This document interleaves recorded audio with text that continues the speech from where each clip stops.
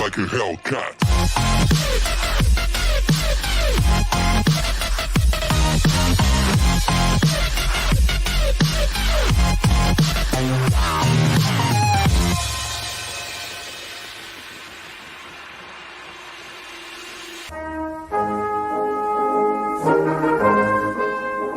That's a little bit better. It is a stunner from Fabio Quagliarella. Top again for Jacko, who's in for Roma and scores.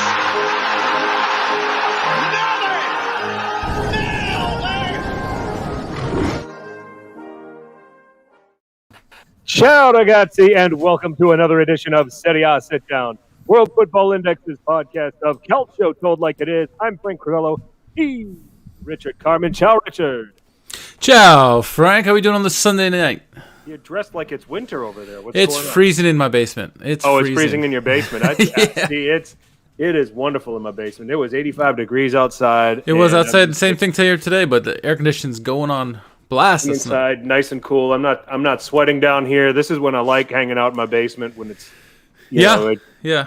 So for being outside, coaching and doing yard work, and a day full of that, and trying to get caught up on the Calcio. So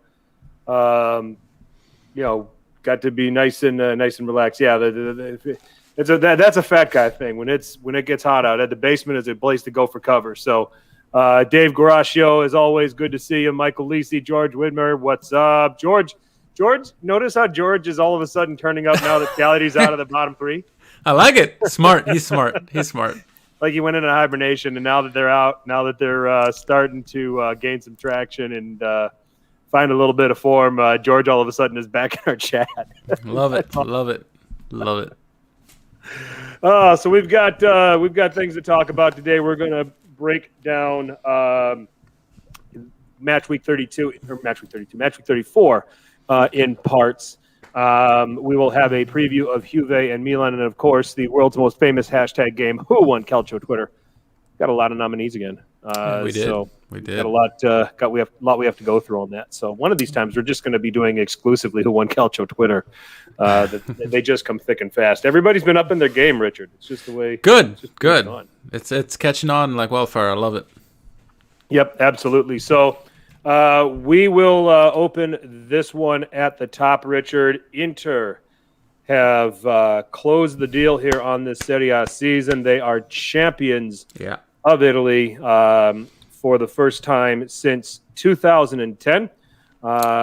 They got partway there with that 2-0 win over Crotone, where they outshot Crotone 23-6. Goals coming from Christian Eriksen and Ashraf Hakimi to seal it off. And a Lukaku goal that hurts my prospects of Lukaku winning Capocannoniere because it was taken away for Perisic having his left nut in an offside position or something like that. So anyway, Inter are champions, and I mean, let's face it, Richard. There's no other way to get around this. The best team won the Scudetto this year. Yeah, David says, "Don't you dare clap." I know, but they deserve it. They're by far the best team this year. They're the most consistent, and just the best team. And flat out, yes, the tablecloths. Their jerseys they wore today. It's something to laugh at. But what's not to laugh at is how good this team is and how Conte really got squeezed every bit of talent from this team and got them to be successful every week in and week out, and they pulled away, and they're pulling away from the rest of the league. And so congratulations to them. All the Interisi, they're listening in, and they're the deserved champions. It's not the most entertaining football, but like we said with Allegri in the past, it doesn't matter as long as you get the W, right? And Inter, they got it done this year.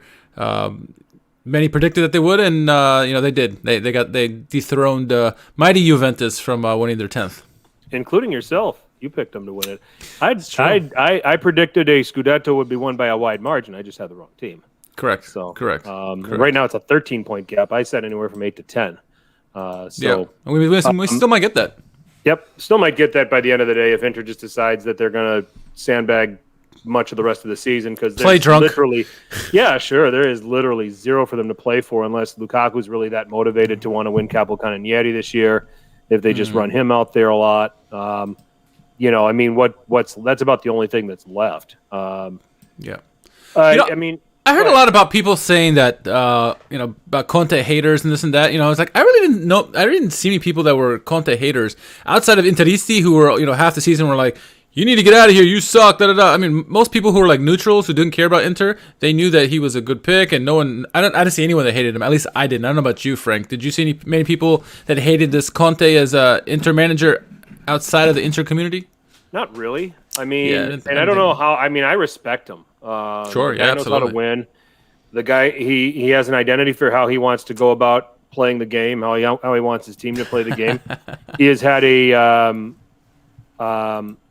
had a history of taking, less than desirable talent and making it shine. I mean, take a look at what he did in 2016 with Italy at the Euros. Yeah, getting a very, very poor team. To the last 8, and included in that wins over Belgium and Spain. So the guy can coach, the guy can manage. He's a great tactician. He knows when he's in situations where he can keep the ball for long periods of time. He knows when the counter game is much more. I think he's far more effective when he has got his team lined up to counter than he is in situations where they have to keep the ball. I think that's something that still has to get sorted out.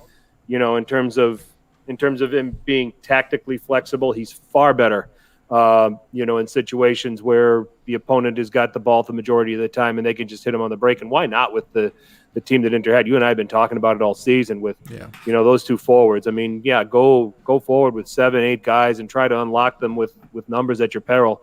You're going to leave some wide open spaces for those guys. And then you've got midfielders that follow the play like Barella, who's had a fantastic season. Hakimi, who bombed. Hakimi was the perfect fit, in terms of a new arrival. So, that's just it. And they did it in convincing fashion here. They've won this title with 4 games to spare. That's very impressive. You can't say enough negative things about this Inter team. They're capable of goals. They're capable of keeping you out. They've got the best defense in the league in terms of goals against on the season. So, hate to be redundant, but the best team won this title. And I wonder if we're talking about this, if he didn't make some of his adjustments very early in the season, i.e. an Alessandro Bastoni playing instead of an Alexander Kolarov. That was something that we were ripping to shreds. How do you have this guy back here and expect to win a Scudetto? Yeah. He turns that position over to Bastoni, and Bastoni shines. And I'll just go through other superlatives of Antonio Conte that impressed me. He, for long stretches of the season, made it work with the combination of Ashley Young and Ivan Perisic playing as a left wing back. Young has some attributes that make sense for him to play there. He's probably better on the right. Perisic isn't a wing back; he's a winger. He made that work. He turned Nicola Barella into one of the best midfielders in Europe, and he transformed Christian Eriksen from an attacking midfielder, from a trequartista to a working midfielder in his system over the course of the season. I mean, these steps were all vital to get Inter to where they are. I don't know. They may still win the title without some of this, but, they certainly don't have a 13-point lead with 4 weeks to play. Yeah, and I think you had a miss 40 and slip there. You said there's not enough negative things we can say about Inter. There's actually plenty of negative things we can say, but we shouldn't. Not on this day. Not the one, but I know. As objective Serie podcasters. I know. I agree. No, speaking of, you mentioned the Italian team that he took with that had no talent on it. One of your boys on that team, Eder, had some nice words for Inter today on their victory too. So, everyone's coming out today applauding Inter, and they deserved it. They deserved it. Wanted people to remember who he was. I'm surprised he didn't tag you in that picture. Anyway, Inter is fully deserved. I mean, what he's done with this team, it's funny because I saw videos of, when Eriksson was first introduced, they had him like as a maestro in front of the orchestra, and he had a struggling, difficult season this year. Conte really pushing him to get better, and he wasn't, and looked like he may be on the way out, and all of a sudden he's turned it around. He became that maestro they were looking for. Barella, obviously, like a great season by him. Skriniar and De Vrij were great seasons by him. Handanovic, coming up big many times. I mean, look at the Derby one alone, right? How big was he in that game? Yeah. And then having the flexibility to change your lineup. Yes, it's a 3-5-2, but we saw 4-1-4-1. We saw many different variations of it, and it's Conte, like you said, adapting to the teams that they played against and finding ways. When they can hold the ball, they would hold the ball, try to work through the defense if it's a park the bus situation, or if it's a team that likes to have the ball like Sassuolo or Atalanta, you sit back, you let them play, and then you hit them on the counter with the speedsters like Hakimi and Lukaku. Lukaku, what a beast this year, and Lautaro. So just a fantastic job all the way around. Bobby Gaggs is the Scudetto winner, right? And so many people that you wouldn't expect to be a Scudetto winner are. And then there's others who are, glad to see they get the title. Like Lukaku's one of them. Yep. Handanovic is great to see him get a trophy here. So well done by Inter. Not enough good things to say about them today. They fully deserve the championship. And we'll see how long it lasts. It's going to be interesting, going to next year. There might be some coaching changes all around, so we'll wait and see on that. But as far as this season goes, Inter, fantastic job, and I think it was an omen, a good omen that they had lost so early in the Champions League and gave them some one tournament to focus on, right? And that's the Scudetto, and they got it done. Bravo. Yep. Bravo. Good question here from David. Do you think any of these players are leaving next year in order to balance the books? A lot of talk about Inter's financial struggles, shall we say. Yep.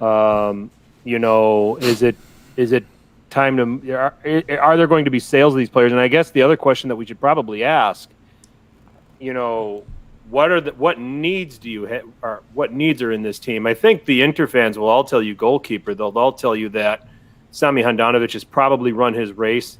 They are very interested in the likes of a guy like Musso at Udinese, and players like that. Lautaro Martinez would be a very interesting shout as far as a guy that you could probably get some money off of. I know that Barcelona was very interested, and then they just didn't get the deal done. And that's the other question: does Antonio Conte stay? So that's the other shoe that's dropping here is that. While this is a day for Inter fans to celebrate, and rightfully so, there's some choppy waters here, in the off season that they've got to look ahead to and that they've got to navigate. Does it get any better than this day for Conte? Can he reasonably win can he win a Champions League? That is a question. And so if he doesn't get the players he wants this off season, and it's going to be hard with the books the way they are, he may just say, hey.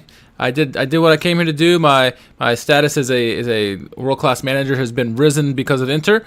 Maybe it's time for me to move on and try something different. Maybe he goes to another league or something. Who knows? That is the $1 million question. That's the one question I don't think many people know. It makes sense that he would say, but it also makes sense that he would leave, right? Yep. You do have to balance the books. Maybe you got to sell Lautaro. I would really love to have Nima on here or someone from Inter side talk about that, to really go in depth about like what exactly is going on in there with the books and what do they have to do to get that all straightened out. Yeah, they're going to get Champions League money again, and for making the Champions League again and winning also Scudetto, but you still there's a debt in there that they have to pay. It's been noted mightily how much they've struggled in that department this season. Possibly, we had that one video. I think Uncle Sharma posted a picture of Vidal talking to somebody saying, "Hey guys, we haven't even paid this month, bro." So it's been choppy this year for sure. And I think that once we find out about Conte, I think that's when the other dominoes start to fall. But I think once we have to find out first, does Conte stay or not? And that's gonna be the first bit of news this summer, I think, for Inter. I mean, and that's another layer to what makes Conte such a very good manager is that he was able to keep this group focused, right, on winning this title with some of those distractions and some of the talk that's been going on. So I think Gianni's with you that he's annoyed that Kolarov is the Scudetto winner now. Yeah. You know, like I said, I think if he was a regular starter week in and week out, I certainly don't think Inter have a 13-point gap right now. And you may even argue that they're not in first place, but nonetheless, I mean, I think it was certainly impressive. Jerry, good to see you. Miguel, good to see you. Mm-hmm. Pack the chat, man. That's what I said. Let's pack the chat. Let's get everybody in here. It's a Sunday night. What else are you going to do with your night? That's right. So, no Oscars tonight, so. Yeah, where's Stevie? He's watching replay of it, I guess. Yep. Yeah. Where's Stevie? Stevie's still watching the Oscars, isn't he? Wait. Jerry's in the chat saying Richard is a big Inter fan. He heard he's the guy who's constantly running by Inter these days. I don't know, man. I don't know. I'm waiting for him to say Forza Inter one of these days. Well, he keeps saying it's because of his dad. His dad's an Inter supporter. We know Alex Dano is his dad, and he's a big fan. We understand that part, but still, eventually got to come out. Yep. I agree, Jerry, about the Oscars, but I wouldn't use your words. So we're respecting your father, Jerry. No, we didn't say anything negative. Don't worry about it. That's right. Alex won today, so. Yep, Jerry. That's enjoy Calcio connection with Alex. It's going to be It's going to be the one time he's more insufferable than you. Oh, oops. Hi, Jerry. Juve Daly's in the house. Ciao. You have you've relinquished your title. So when are we coming back on with Calcio Connection? Well, when I have a life again. At least the season's coming to an end, right? Yeah. So let's see. So Gianni's asking, joined a little late, but did you guys discuss if Inter makes a Champions League push next year since they got to the Scudetto, or just focus on maintaining a title reign? I think they're gonna probably have to kind of keep things as is. I don't know what their financial resources are going to be looking like. With some of the stories that have been out there. It's again, what can they get? They're going to have to give something substantial up to get anything to reinforce. Yeah. Like I said, most Interisti will probably tell you that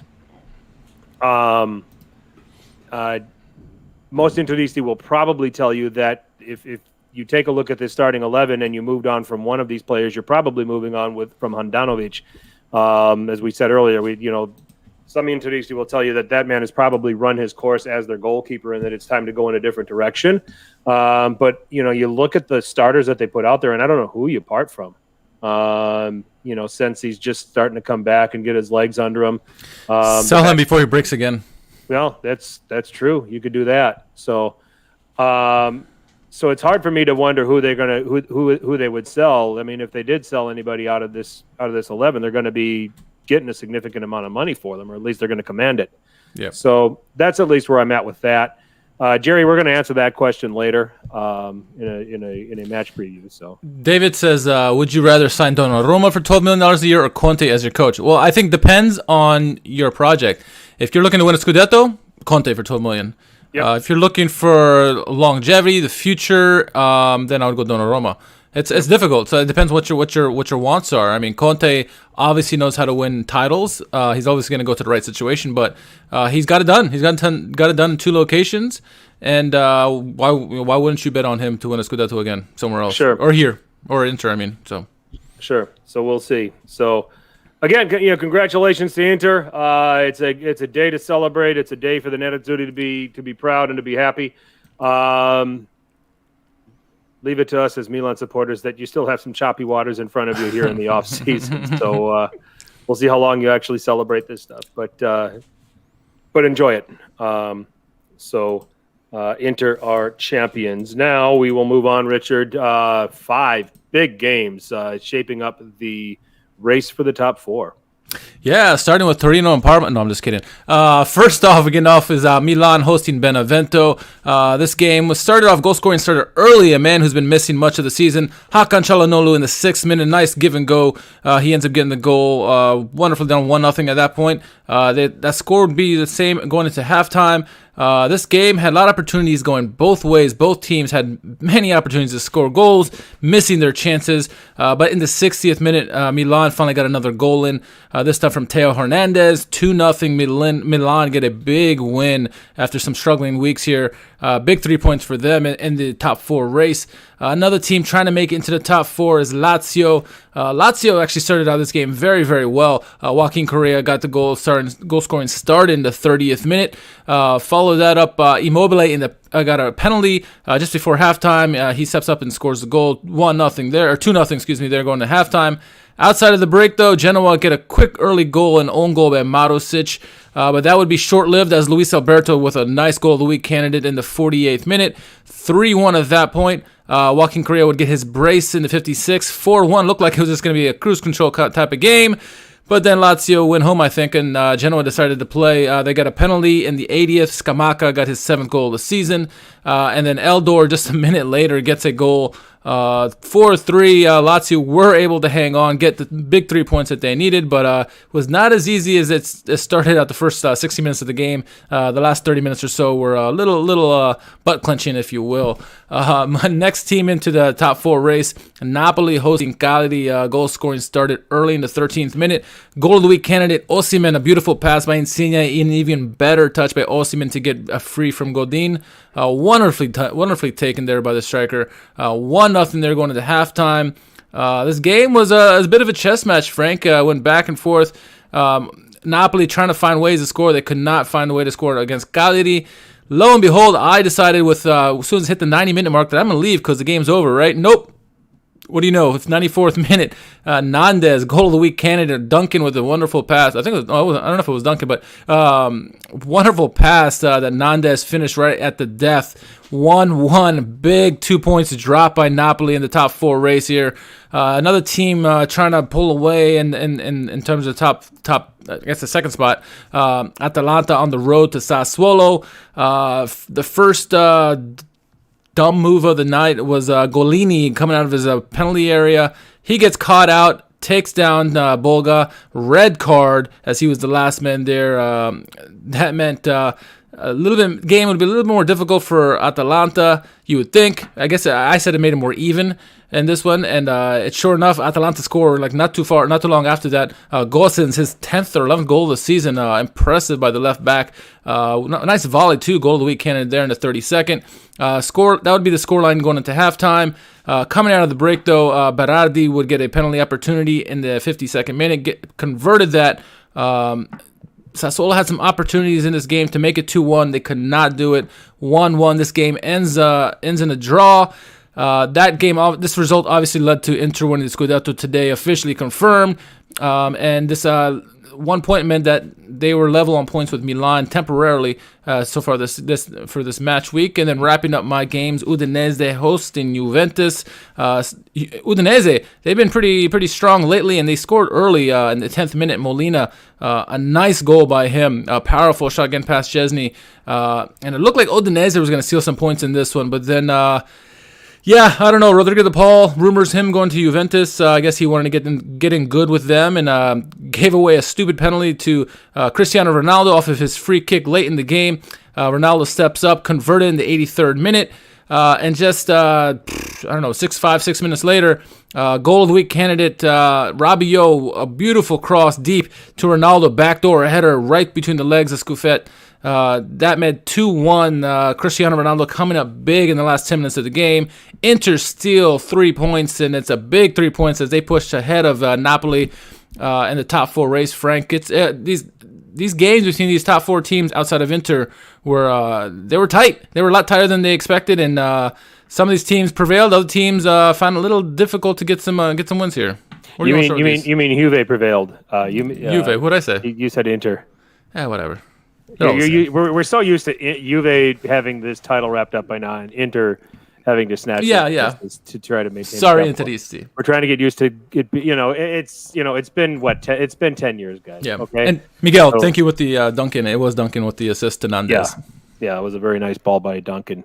I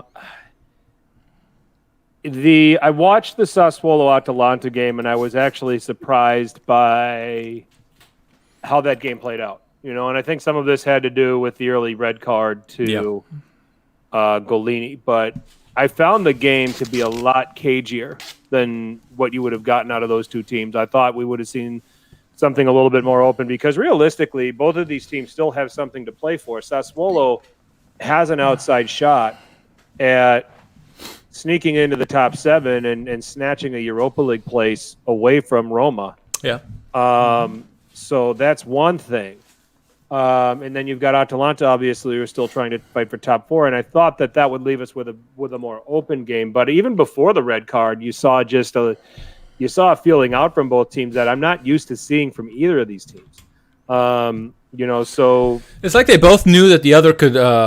They both knew that their opponents could score goals, and that's the way they didn't want to play as free flowing as normal because they know they could get counter attack really quickly. So maybe that was it. I don't know what the hesitation was. Yeah, I mean, there's certainly there's a fragility to both of these teams defensively. Kind of funny how Sassuolo, notorious for being Inter's kryptonite, was the team to give Inter the Scudetto by beating Atalanta. Yeah, sure. Yeah. So it led to Sassuolo having more of the possession, but then Atalanta looking dangerous because they're Atalanta. Sassuolo, they're Atalanta, and Sassuolo had the combination of Kirkes and Marlon back there. Not their preferred combination. So and Marlon with the silly penalty, taking down L'Oreal. I mean, it's just that's what you're gonna get. You play that kind of defenders back there, you're gonna give up goals.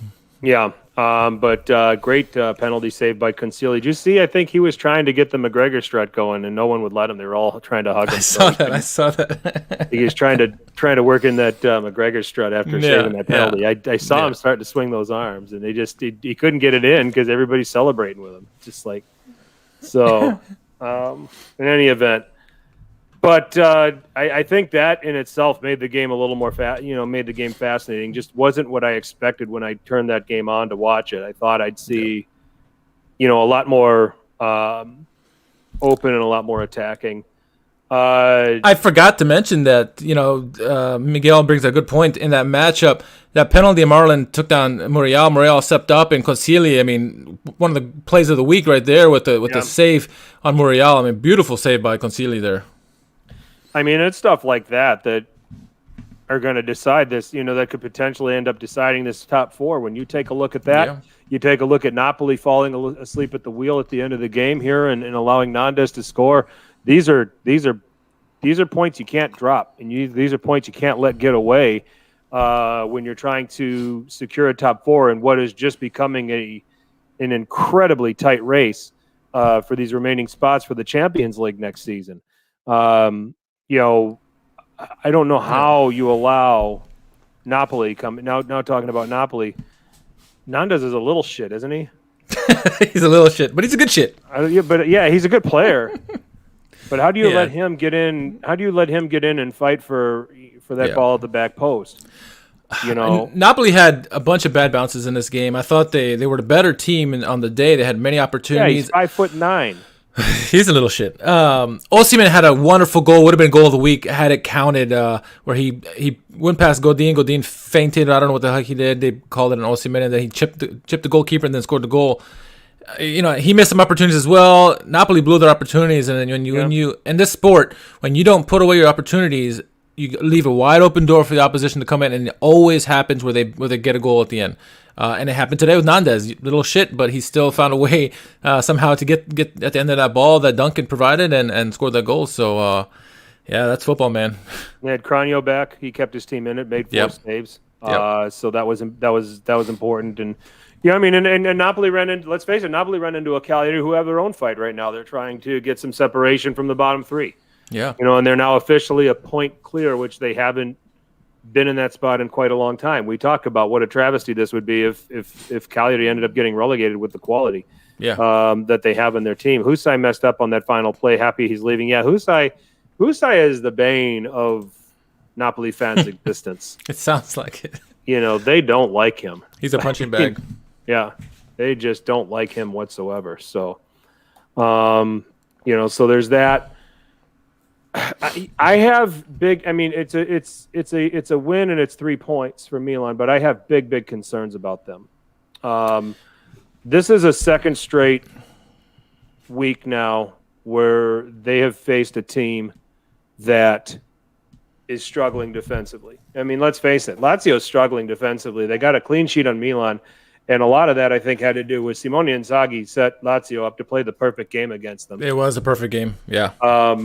But this is a Lazio team that's still leaking goals. 3 to Genoa today, 5 to Napoli, 3 to Benevento.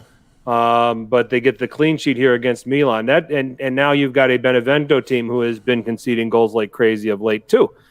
And between those two teams, they can only come up with 2 goals. One, a fantastic team goal in the 6th minute. It's my goal. It is my goal of the week. Çalhanoğlu's goal. Between the combination play that got it through entering the third and then getting it to Salamakers, who played it, and then the dummy by Kessie. I mean, just everything culminated beautifully there. You give a little credit to Montipo for Benevento, though. He made 9 saves in this game. He was big. And he was big. But I have, and this is a Benevento that only put 1 shot on target all game. I mean, Donnarumma was hardly troubled. Yeah. So, so we're, and we'll talk about this in the preview against Juve. I have big concerns. I've got other reasons for why I think it's going to be a problem for Milan next Sunday. Let alone can Milan defeat Atalanta on the last match day. If it comes down to that, I'm not going to like the chances at all. I mean, Atalanta will probably have nothing to play for other than maybe second place at that point. But, yeah. I mean, David asked a good question about, if Milan don't make Champions League, do you think Pioli is out? I do, because being the winter champions to not making Champions League is a massive failure. The results of the season have been positive, but doing that, that's unacceptable. Who do you get then? Because that's the Conte, $12 million a year. No, I'm just kidding. Conte's going to stay at Inter. Yeah, you're probably if Napoli crack top 4, now they're talking about Gattuso staying. If he doesn't, he could be going to Fiorentina. Yep. I saw that story. Sarri might be coming to Roma. Inzaghi's going to stay at Lazio, of course. Depending on what you believe, and I'd like the Juve guy to try to, fill me in on this. But what about the talk about Allegri going back? Sarri to Roma, possibly Spalletti to Napoli, possibly. Gattuso possibly to Fiorentina. If Napoli doesn't make Champions League, it's a lot of potential moves out there. So who is available? And I don't know. Yeah, George. Before you check out, let's talk. Let's give George a little attention here because he's back in the chat with us, and his Cagliari came through and got a got a vital point. Great game from Cragno to help keep him in it. Duncan with that beautiful ball to Nandez. I thought Pavoletti played pretty well here. He's probably a little hard done by not having a goal. Yeah. I liked Andrea Carboni. I liked the left back in this team. Young player, ton of energy, 20-year-old Italian international. I don't know if he is Cagliari's property or if he's owned by somebody else, but another one of these young Italian players, young fullbacks that Nainggolan played well too. Well, yeah, we got a good game out of Nainggolan too. It was a good performance for Cagliari and a much-needed point. As they're trying to get separation from Benevento at this point. So well done, George. You should be happy and get a good night's rest then. And I got a question for George because he says he's got an early day tomorrow. I got to be up at 4. So what time does he got to get up? I'm just curious. He's in Australia, isn't he? No, he's in Jersey or something like that. He's an East Coast boy. In Jersey? He's an East Coast boy, I think. Why did I think he was from another country? So anyway. He's got the aura. He's got the aura. Oh, all right. Well, there you go. He's branched out, I guess. That's right. Let's see. David Garaccio is asking maybe Ranić from Milan. I don't think so because he wants power. That bridge is burned. Yeah, he wants power. He's not going to come. He needs 2 jobs, not just one. He's never going to be just a manager. Mourinho, fuck that. No. He's gone. He's washed up. I know he holds true to many Interisti for the treble he got them. Mourinho's next destination is a national team, and I think he's also said out of loyalty to Inter he would not coach another team in Italy. Good for him. So, Good for him. And he hated it in Italy too. Yeah. So. Too technical. David says, I'd rather have a Serie D coach than Mourinho. Yeah. Sounds about right. I mean, I don't know who you'd get. I mean, if you part from Pioli now, that's the question, because some of these other available managers right now are linked with other jobs. And I thought I saw a rumor that Shevchenko said he was interested in being a manager one day, but he's only had the national team job. So I don't know if I want to test those waters. So I don't know. We'll see. There's no one that comes to mind right now. And I'm sure there might be, maybe Diego Simeone. He never got the chance to come to Inter, so maybe he comes to Milan. Who knows? I doubt it. I doubt that too. Yeah. Yeah, I don't know. That's a good question. Yeah, it's going to be if you part from him, it's going to be it's going to be an interesting dilemma as far as who Milan would bring on board. So, it's kind of a situation that they're stuck. But we'll see if they can find a way to finish top four, it'll all be moot. Yeah, Lazio's back in this conversation, although they're making it really, really damn interesting. They're giving their fans heart attacks. Yeah, they are. Jerry said he needed 2-ply today, so. Well, it's Sunday. Yeah, but if they beat Torino, in this makeup game, and when are they playing that game? Do we have that yet? I think we do. I'm not sure. I'm pulling that up right now and seeing if it shows up. Yeah, May 18th. So that's they go to Sassuolo with the possibility of being right in this for top four on May 23rd. Boy, May 23rd is going to be fun right now. If it continues to be this close, May 23rd is going to be an unbelievable day for Serie A. I'm going to have a TV. I'm going to have like 3 TVs in one room, and then a laptop will have another game and all of that other stuff. So we had a few. I think it was like 2017 where we had a really great final day, and I think that was the day that Lazio lost to Inter for the Champions League spot or whatever. That was a really great day. But this is potential. You could have 3-4 games, huge games with Champions League on the line here. So who knows? I mean, Juventus is still in it, Lazio's in it, Napoli, Atalanta, and Milan. So they're gonna punch each other out and see who stands alive. Milan's got a tough test. I'll tell you that they're gonna earn it if they make it. David's asking about the Bayern coach. He's going to be the next Germany coach after Lowe. Flick. Yeah, down. Flick. Yep. Correct. Yep. Flick's taking the Germany job. So. Speaking of which, and I know this isn't Serie A related, but shout out to Jesse Marsh. Shout out to Racine, Wisconsin native Jesse Marsh. Yeah. Taking the reins at RB Leipzig. Racine is about 35, 40 minutes drive from my house on the way to Chicago. So, congratulations to him. Good to see an American, getting in charge of a Champions League squad, Champions League level squad. He's the first, and he certainly won't be the last. So no.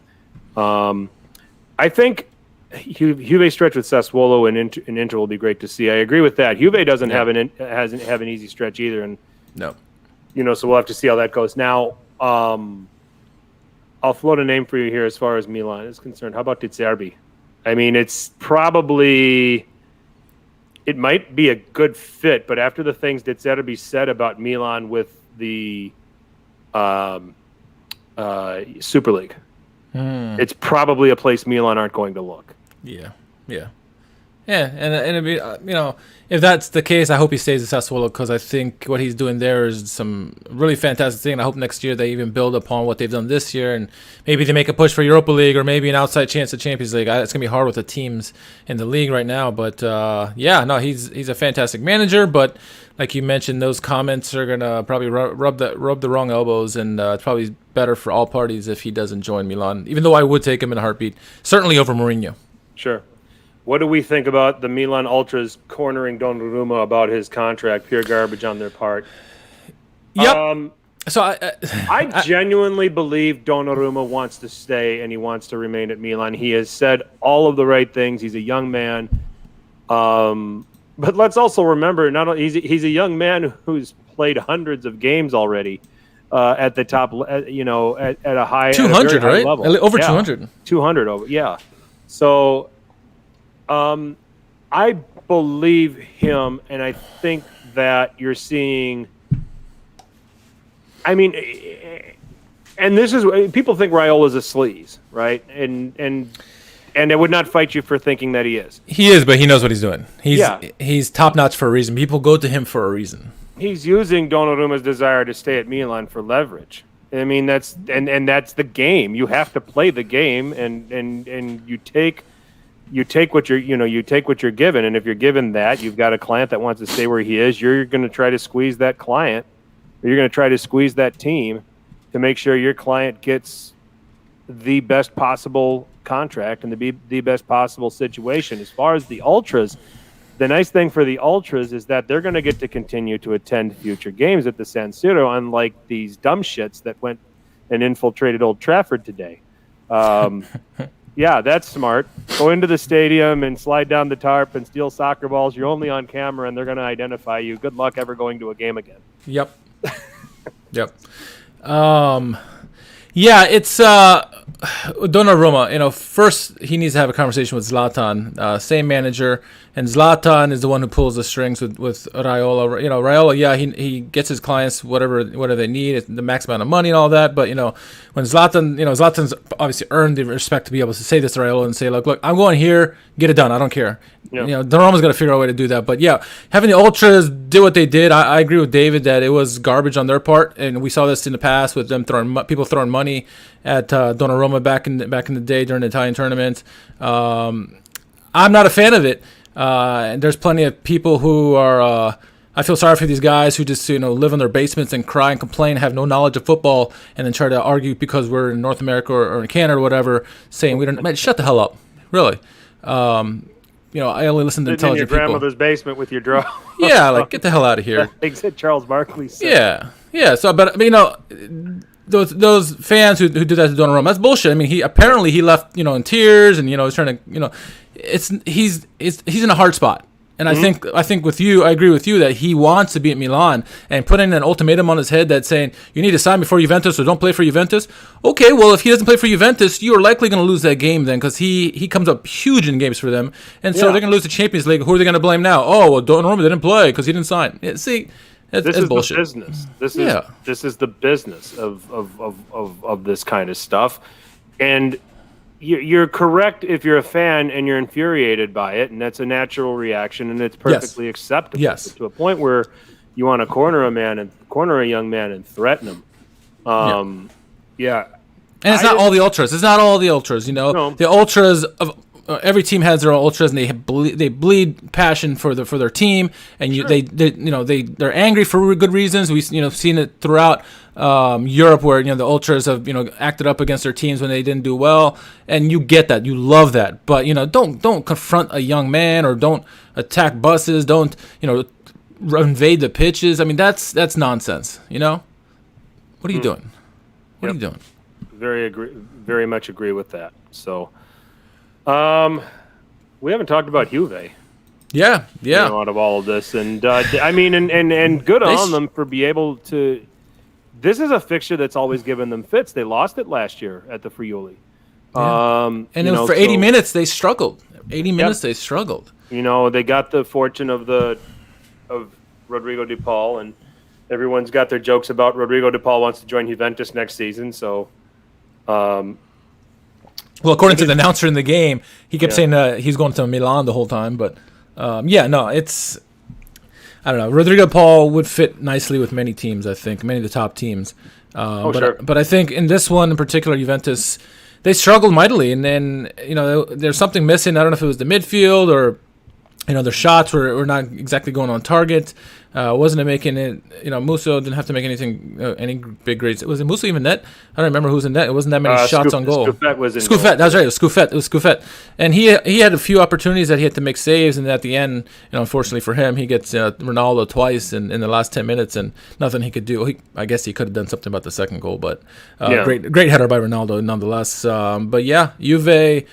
When their back's on the line, Champions League is on the line, they find a way to get the results they needed, and big result for them, because had they got only the draw or even the loss in this one, they would have been sitting out of the Champions League spot at the moment. So they found it. They found a way, and Pirlo's happier than anybody else. There's no one else is happier than him right now. Martino Scuffet, the former future. Remember how hyped up Scuffet was? Yeah, I know. He was the next prodigy. He was Donnarumma before Donnarumma, but he kind of went by the wayside, went on loans, and it just didn't pan out, I guess. And so he's still a good goalkeeper. He's still 24 years old. That's crazy, isn't it? That's crazy, isn't it? Every goalkeeper in Serie A in their early 20s, like say 22 to 25, completely lost all of their momentum when Gigio got on the scene. Like, you're talking Scuffet and Merit and Patton and all of these guys, and then Donnarumma comes to town, and all of a sudden they're just all brushed to the side. So, Gianni, I wasn't saying Canada's not part of North America. Just FYI, I didn't say that. I just naming off things. Leave me alone. All because he has two F's in his name. David, I'm not sure where you're going with that. So, double failure. Double failure? That could be it. So, no, I mean, I don't think that Juve is absolved of everything here, but I mean, they get a huge 3 points when they were on their way to dropping all three. They were on their way to being the team on the outside. Zoff and Buffon both have F's in their name, double F's. Oh, okay. Zoff, we're not that quick here. We're not that quick on the show. David, well done. Yeah, bravo. Keep joining our chat, David. We need this. But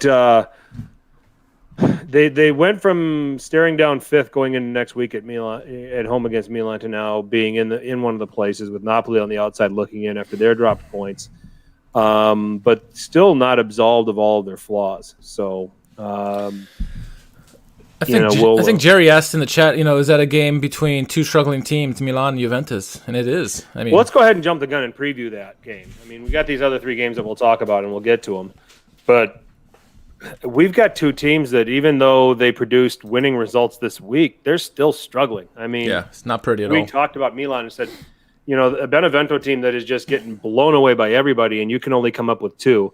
A Lazio team that can't keep anybody out, and they keep you out. And now you got a Juve team that is certainly, let's just say, it's very, very interesting how they're finding their ways, getting their points, falling behind. I mean, they've been behind in these last three games. I mean, four actually. If you throw in the Atalanta game, which they lost, they're behind. Okay, and have had to come back and rescue points.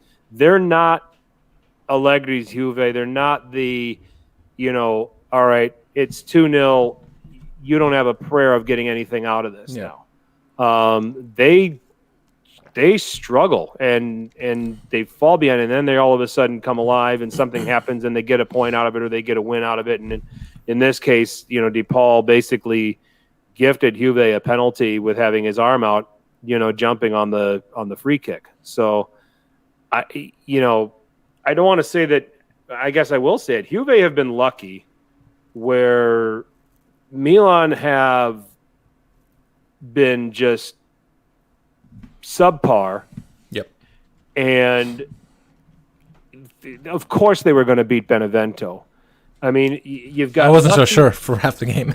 Well, you've got a lucky team against a subpar team.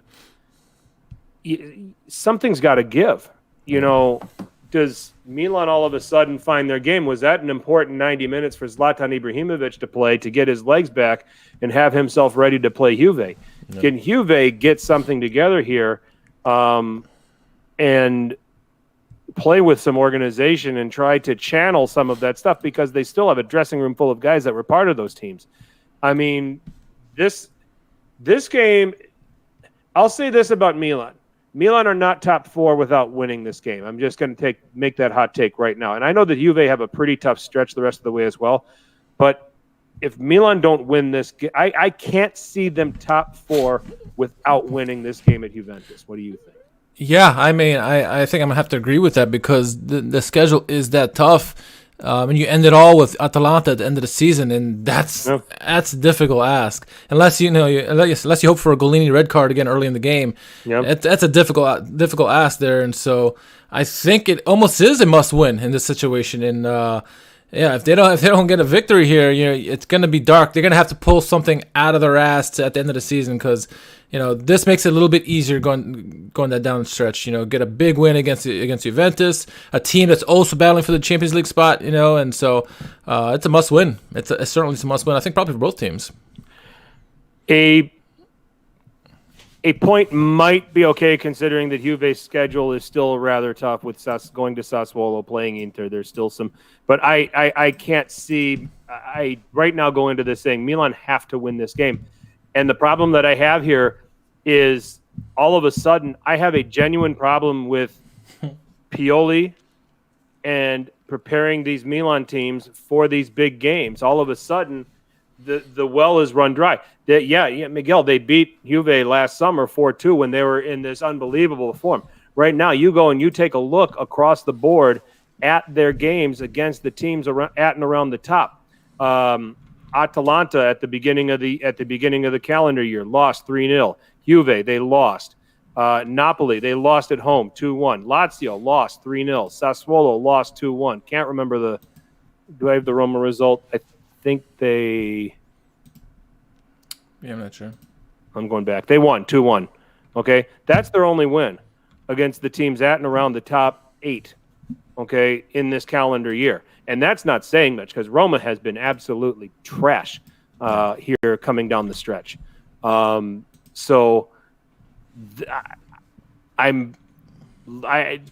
has struggled to get this team up for big games, has not found the formula to suddenly win these big, or he lost the formula for winning these big games that he was winning last summer. I really, really hate to say this as a Milan supporter, but I see a 2-1 win for Juve. I think it's going to be an ugly game. I think there's going to be some odd goals scored in here. I don't think that this is going to be pretty by any stretch of the imagination, given everything that's on the line. And I don't want to be this pessimistical, woe is me, Milan supporter. I have to call it the way I see it. And I just think that at the J, with Milan having their problems under Pioli in these kind of games all of a sudden, I'm going to say Juve 2-1. I absolutely hope that I'm wrong, but that's the result I'm going to hang my hat on right now. That's the way I see it. And Jerry says 5-1 to Milan. Oh, hopeful thinking, right? That'd be nice. That would be nice. I think you're right. This is a two struggling teams, but Milan right now, there's nothing on there. They don't play well in these big games, and just don't look. You don't have to look that far from the 3-0 game against Lazio, right, where they didn't show up at all in that game, and that's a game we thought, they should be able to get on the front foot early, and they didn't. It's going to be hard. They're going to be hard pressed to find a way to break down Juventus and consistently, and not that Juventus are lights out defensively by any stretch. They're not. But I think Milan they're very wasteful. To Miguel's point, he mentioned earlier that they've been very wasteful. Martino saying 2-0 to Juve. And yeah, it's going to be similar to the first game this season where they kind of one of the first teams to really beat Milan from their big, long winning streak that they had. 2-1 it's probably a fair shout, Frank. It really is. I can also see a draw on this. It's easier for me to see a win by Juve or a draw as opposed to a Milan win. And it's unfortunate because I think this is a must-win game, and they need to find some way. Zlatan needs to come up big. All the guys have to be on top of their game, and Pioli especially has to nail the tactics in this one.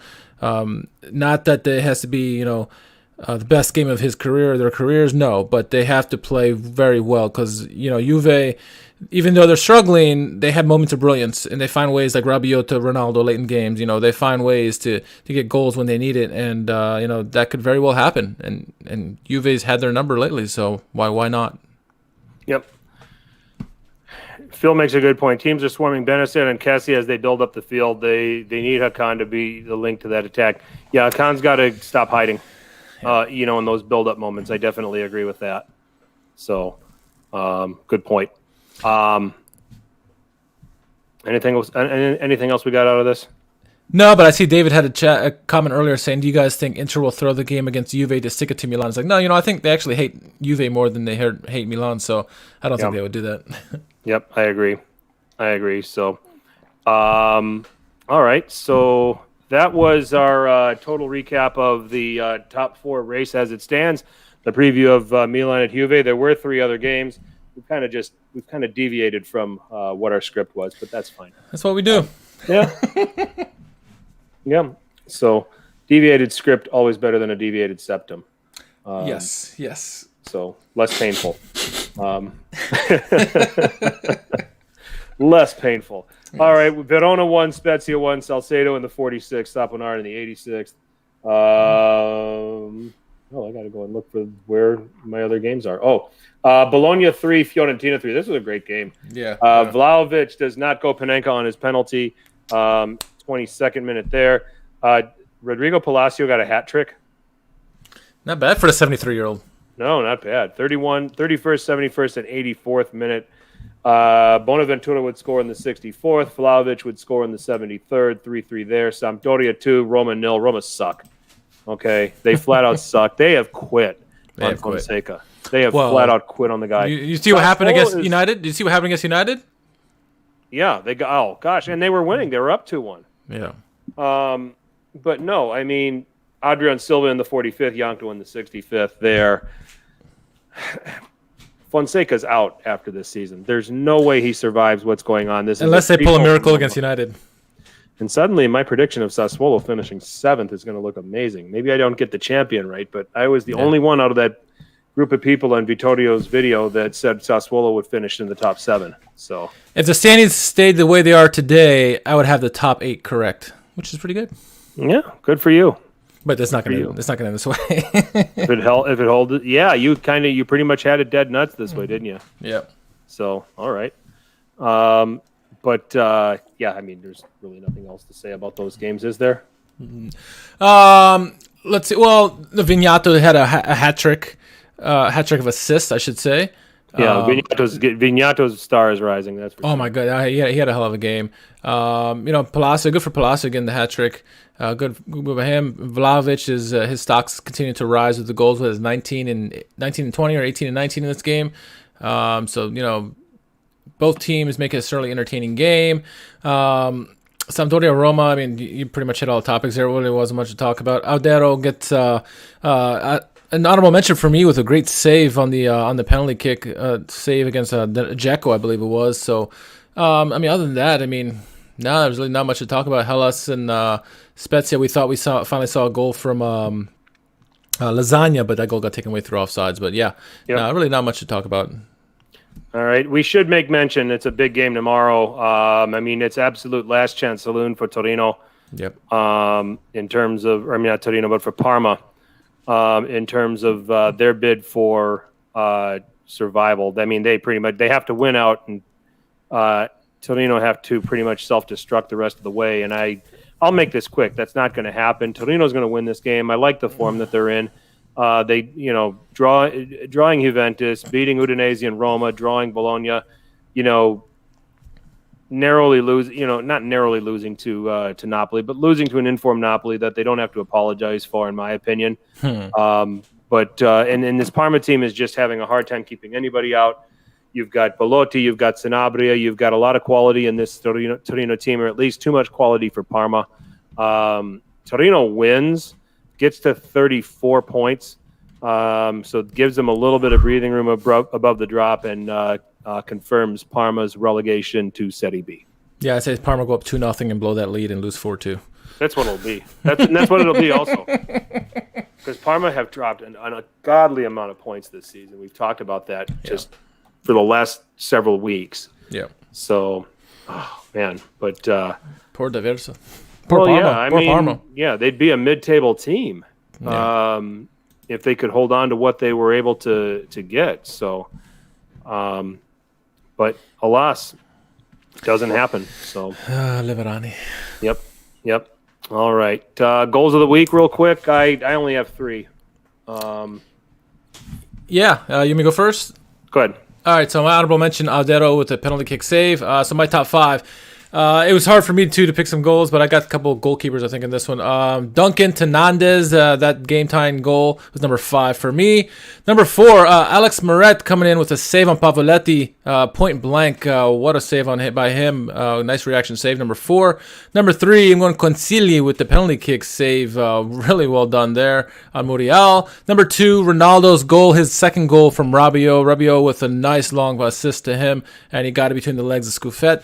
And then number 1, Insigne to Osimhen. Great pass by Insigne, even better touch by Osimhen, and he put it away. That's my top goal of the week. Nice. I only have 3. I'm going with Alberto's curler against Genoa at number 3. Osimhen's goal at number 2, and then the team goal from Milan with Hakan Çalhanoğlu finishing is my goal of the week. Okay. This week. Some goalkeeping performances definitely worth mentioning. Montipo 9 saves against Milan. Yep. The penalty saves that you alluded to, Adero and Consigli in particular. Definitely worth some recognition. So, yeah. And it is now time for fun. the world's most popular hashtag game. Who won Calcio Twitter? Oh, right. Look at this. You see, we need theme music for this. We do. We have Benny Hills. We need it live, I guess. Yeah, we do. We need it live. But we got Jerry's mug here starting this off. It's from Alex. Alex Dono says, better than Marici. It's Jerry holding the middle finger up. Wasn't this the end of our... Yeah, this was the end of our... It might have been. It might have been. I don't know. I can keep track. That's fine. That's fine. We can bring that up again because... Yeah, so that's fine. And there was last week's winner, just to show everybody. Don Inter lover number 19 now is who he calls himself. At Inter is in my soul. Fiorentina versus every other team. Fiorentina versus Juventus, the Galacticos of Real Madrid. So let's see here. Art Morelli, Jerry Two-Ply Mancini knows a poopy pants when he sees one. That was kind of part of last week. Let's jump up to this other one. Nemo was this one. This was Morelli. Champions! Winter champions! Missing top 4 after being winter champs would be so inexcusable. I don't want to hear excuses from anyone. I don't know where Art found this one, but this is freaking gold. Yeah. All right. I think right off the bat, Mr. Morelli is the leader in the clubhouse. Oh, my goodness. With that one. So let's see if it can be topped. Yeah, let's see if it can be topped. All right. Next one is the original quote or tweet came from at FTBL Joe. It says, "How the F did we not win a UCL from a 9-year domestic dominance?" And so Big S Scudetto how at _ Nerazzurri says Orsato doesn't travel with the team outside of Italy. It's true. It's true. This is very true. Was Orsato the referee? He was the referee in Lazio Milan, which, by the way, he was such a joke in that game. Yeah. So, yeah. All right. Sabrina is nominating at Rossonari TV. Calma, AC Milan is preparing for the ESL. The S is silent. Europa League. Back to Thursdays, right? That's right. This next one is more sad but funny. It comes from at Semprista. Says we went from 2nd to 5th in 90 minutes. He's taking off his medal. Oh, poor Maldini. Medal. Yeah. Too Why soon. bring that up? Too soon. Oh, mercy. All right. We're putting Alex Dono on the board again. This was back in November where Bonave Guntura, Mom, where's the car key? Me, AC Milan. What? I said AC Milan on top of the table. Alex Dono, she'll never find those keys now. Leave it to an Interisti to pounce. Yep. I still got Art ahead so far. That's right. Next coming in is at Rossoneri blog says Milan of the first half of the season would beat this Milan 8-0. Probably. All right. So, okay. At Saturnian 96. Apparently, this is a text message from a sneaky Kenyan Lad, you're clearly the better player. Can you just pass it round the back for the second half? I want to eat some toast. Report message.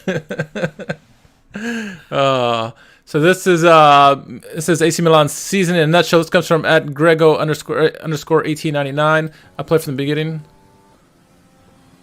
Easy top 3. If I'm not 16, easy.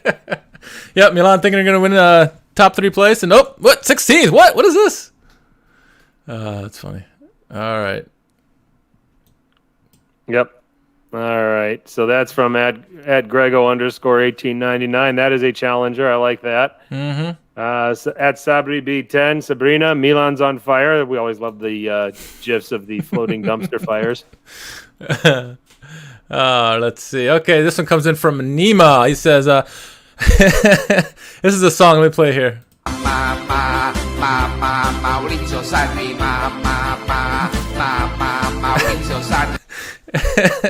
It's Maurizio Sarri to Roma song. Definitely go listen to it.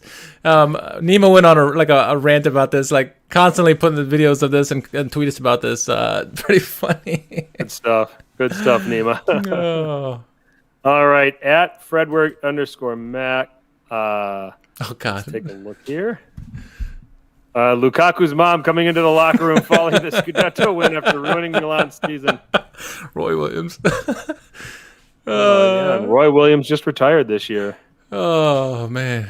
Okay. Next is @Tommy Azzurri says Tonel plays football like Pirlo coaches football. Which one is? Oh, there you go. Toenail. Yeah, toenail Instead of tonali. There you go. And then our friend at Napoli Sansone, come on now. We like Gianni. Come on now. Come Get on the now. pod right, man. I mean, the Calcio guys are good guys, but this is Serie A sit down.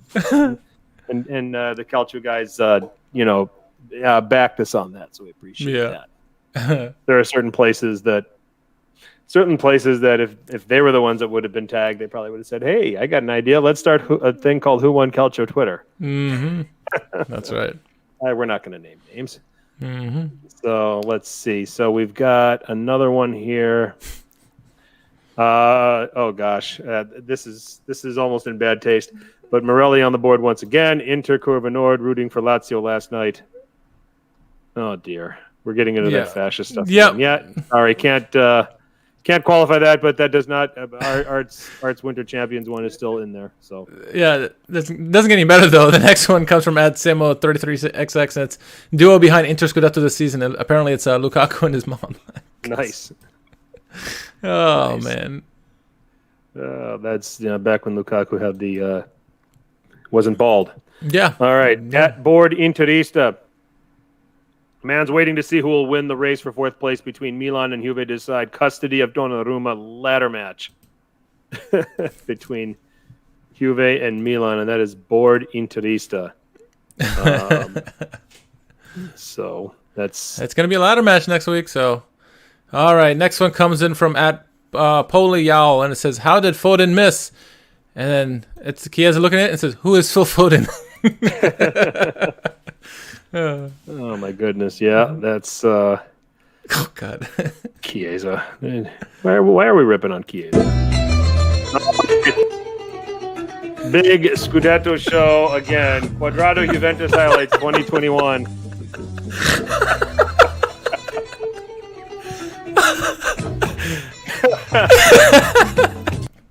That's good. That's a good one. That's a good one. That's the extent of it. That's Yeah, come on. it. No, Quadrado hasn't been that bad. Oh no, but it's funny as hell. Yeah. Okay. Martino's on the board. Martino's on the board. So the original tweet came from @Zoe_Gex, and it says, "I have an inherent distrust for people that enjoy running." And then Rafael Leao. That is good. That is all good. right. We have @Francescalcio_. Today is 2006 World Cup winner Simone Barone's birthday, and he's still waiting for people Inzaghi to pass him the ball. Yeah, good luck with that. There was actually a Netflix Italia commercial where people finally sent the ball via mail to Barone's house. It was funny.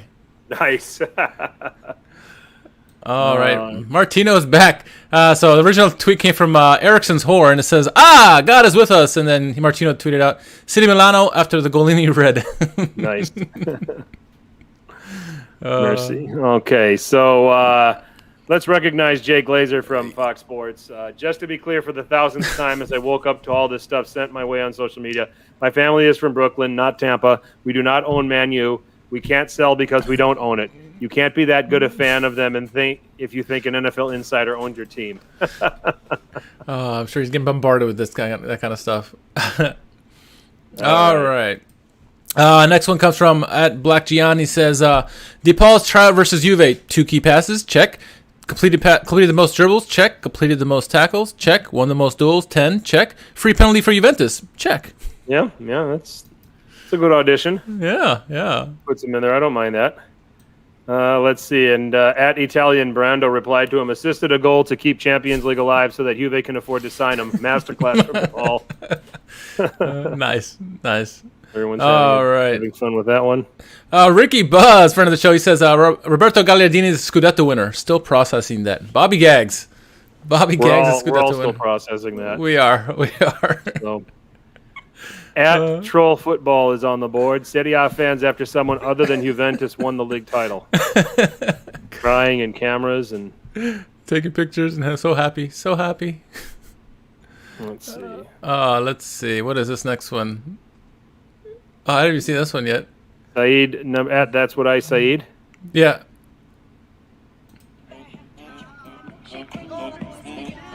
My milkshake brings all the boys together.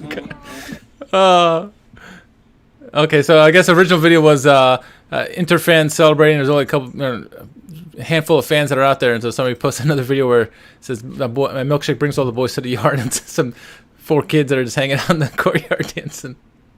Same vibes. That's right. And what is this? Capo Curva Stoccolma Neratura. What is this guy from...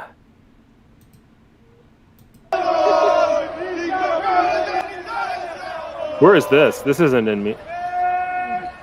Not sure. Oh, it's in Stockholm. I think it's in Stockholm. Was that in Stockholm? Yeah. Okay. That was from Siavush. Okay, but Makes that's sense.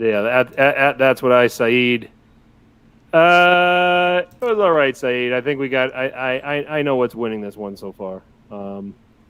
Let's see. Board Interista.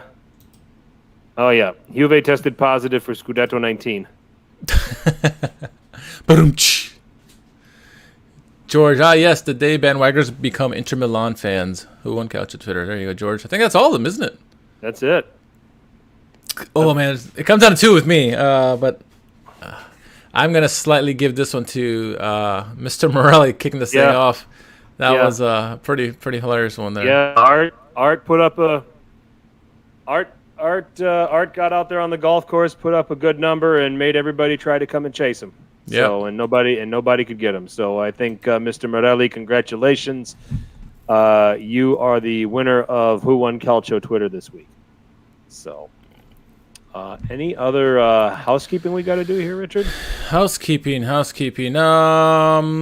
I can't think of anything. All right. Well, I guess at that rate, we will put a bow on this edition of Serie A Sit Down. Richard, shameless plug time as I congratulate Mr. Morelli. Well, shameless plug. Obviously, you can follow me at r_KHARMAN and anywhere on social media. And then, was I on any shows recently? I'm trying to think. I don't think so. So, yeah. This follow all the people in the chat. There's a lot of good people in the chat. Make sure you go follow them. Interroll Wides here in the house just jumped on. What's up, man? Anthony's in the house. So, all right, Frank, what do you got for us?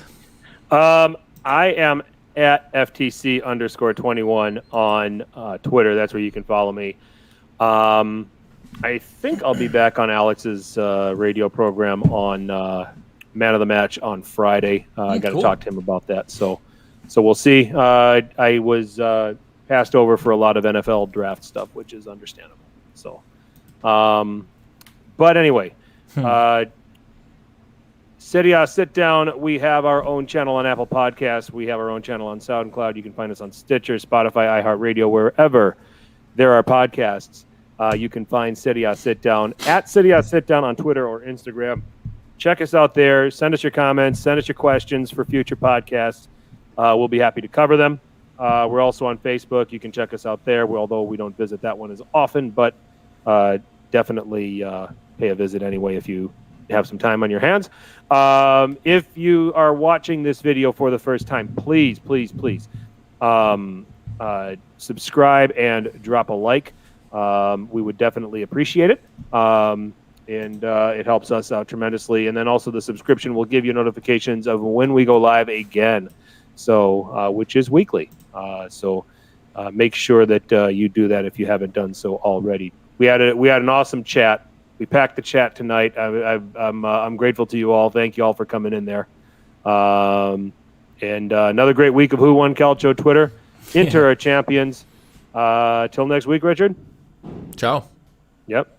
Thank you again. And chat, thanks again. And thank you all for listening. And as always, tell your paisans about us. Ciao.